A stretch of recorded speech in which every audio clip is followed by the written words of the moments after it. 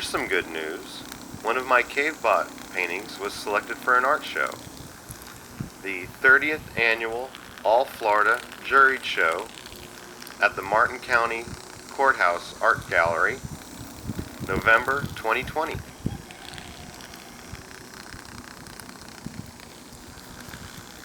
The name of the piece is Biomorphic AI number 11, or The Mendicant in My Mind.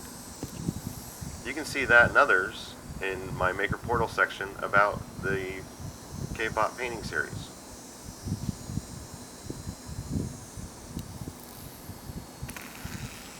Biomorphic AI? Where do you come up with that kind of name?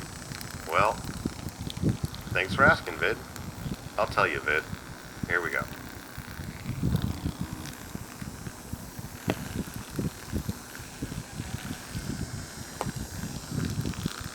I call the Bristlebots Cavebots because when I thought way back in art history, what were the first paintings? Because these are the first robot paintings. So what were the first paintings in human history? And I thought of the cave paintings in France and the Aboriginal wall paintings in Australia.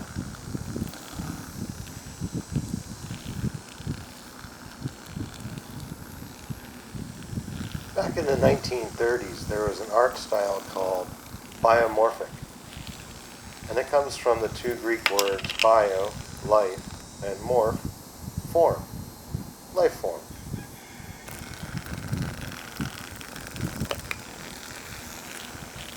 Artists like Miro and Arp sought a new painting style that was abstract and intuitive. They relied on biological, organic shapes, often slightly spherical, naturally occurring materials and landscapes, often referring to the human body. They use new techniques and technologies to look deep inside these objects, all the way down to the cellular level. They also look deep inside themselves, so deep they hoped to access even the world of dreams.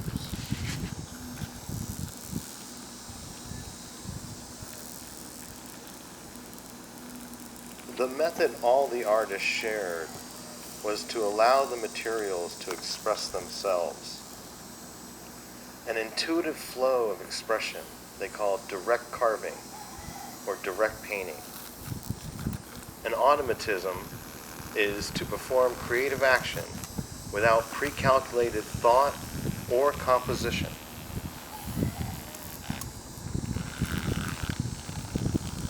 They began to combine biological sciences with the psychological.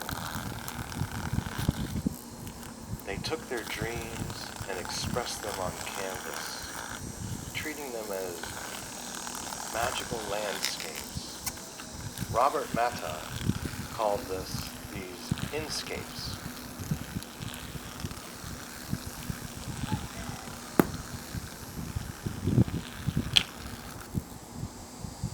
So how does all this relate to Cavebot paintings? Well, I posit the Cavebot is a biomorphic life form. It intuitively makes abstract paintings that are organic and slightly spherical. And it does that because that's how it expresses itself. And it does it without any pre-calculated action.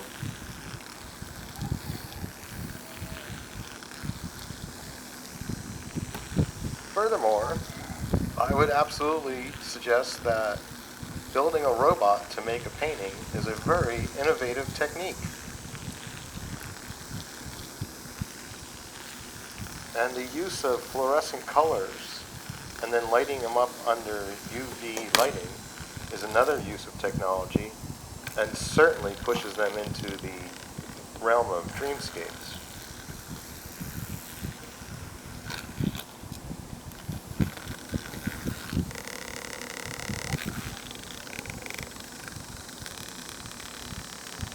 Another art history movement relative to Cavebot paintings, I think, are the Blue Riders from Germany in the 1910s. They chose that name because as artists, they wanted to refer to the sensation of being on horseback riding really fast. But instead of being on a horse, they were riding their paintbrushes on the color blue.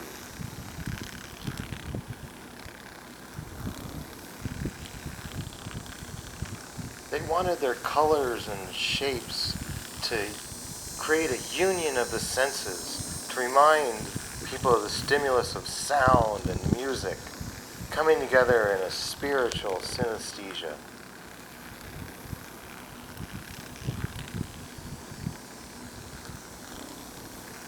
A quick reference to the Blue Riders is Kandinsky.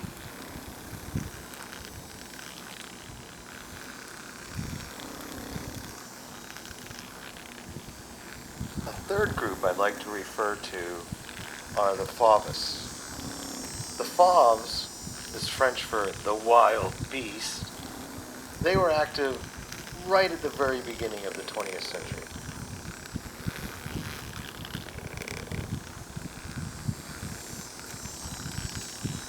They painted things in their paintings any color they wanted to because they thought color should be independent from representation.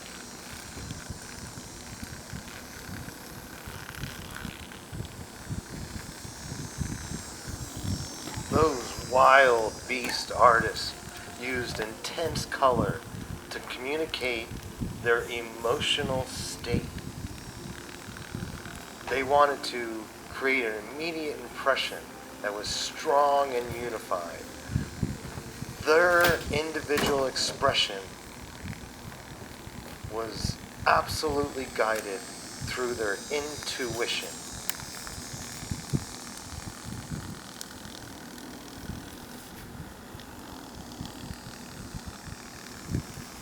Matisse's work from this period was Fauvist.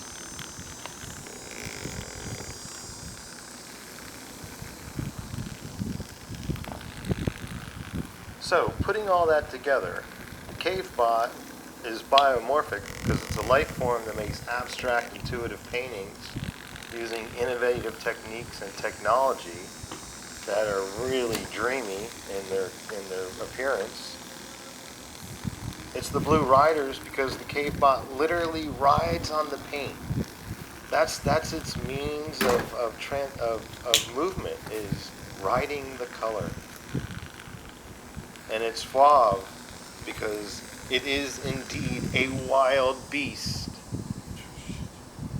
using intense colors, expressing its happy little dancing emotions, intuitive, individual expression. Cavebots. Cavebot Painting.